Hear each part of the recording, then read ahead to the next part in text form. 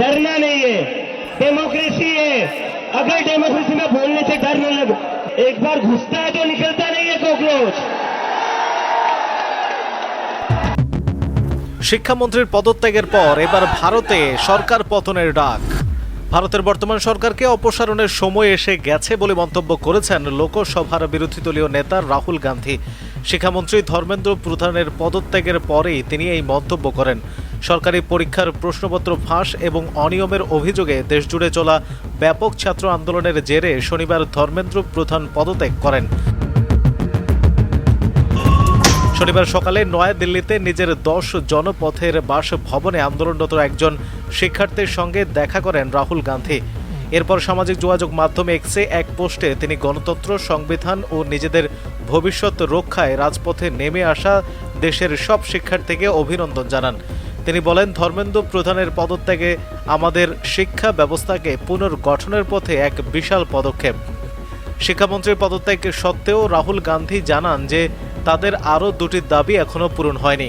প্রথমত, ভারতের ভবিষ্যৎ ও শিক্ষার্থীদের সম্মান জানিয়ে প্রধানমন্ত্রী নরেন্দ্র মোদীর ক্ষমা চাওয়া এবং দ্বিতীয়ত, শিক্ষার্থীদের উপর সহিংসতার সঙ্গে জড়িতদের বিরুদ্ধে কঠোর আইনি ব্যবস্থা নেওয়া। সমাজের অন্যান্য বঞ্চিত ও নিপীড়িত শ্রেণী যেমন কৃষক, শ্রমিক ও দরিদ্রদের উদ্দেশ্যে তিনি বলেন, নিজের মর্যাদার জন্য সাংবিধানিক উপায়ে দৃঢ়ভাবে দাঁড়িয়ে থাকাই প্রকৃত সাহস। এই সরকারকে উৎখাত করার সময় এসে গেছে এবং কাউকে ভয় না পাওয়ার আহ্বান জানান তিনি। এদিকে সপ্তাহের পর সপ্তাহ ধরে চলা তীব্র ছাত্র আন্দোলনের মুখে শনিবার সামাজিক যোগাযোগ মাধ্যম এক্সে নিজের পদত্যাগের ঘোষণা দেন শিক্ষামন্ত্রী ধর্মেন্দ্র প্রধান।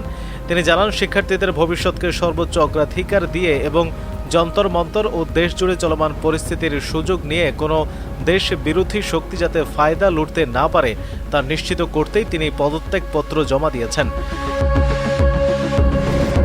এর আগে অভিজিৎ দীপকের নেতৃত্বাধীন ককরোচ জনতা পার্টি সিজেপির মুখপাত্ররা কেন্দ্রীয় মন্ত্রী জেপি নাড্ডা এবং জিতেন্দ্র সিংয়ের সঙ্গে বৈঠক করেন।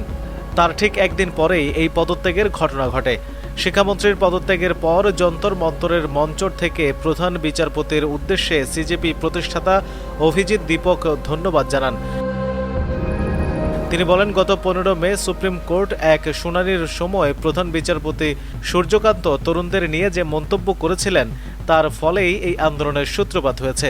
যদিও প্রধান বিচারপতি পরবর্তীতে স্পষ্ট করেছিলেন যে তার ওই মন্তব্য সামগ্রিকভাবে বেকার যুবকদের উদ্দেশ্যে নয়, বরং জাল আইনজীবী ডিগ্রিধারীদের জন্য ছিল এবং গণমাধ্যমে তা ভুলভাবে উপস্থাপিত হয়েছে। তবুও সেই মন্তব্য দেশজুড়ে ভাইরাল হয়েছিল এবং এই বিশাল ছাত্র আন্দোলনের জন্ম দিয়েছিল।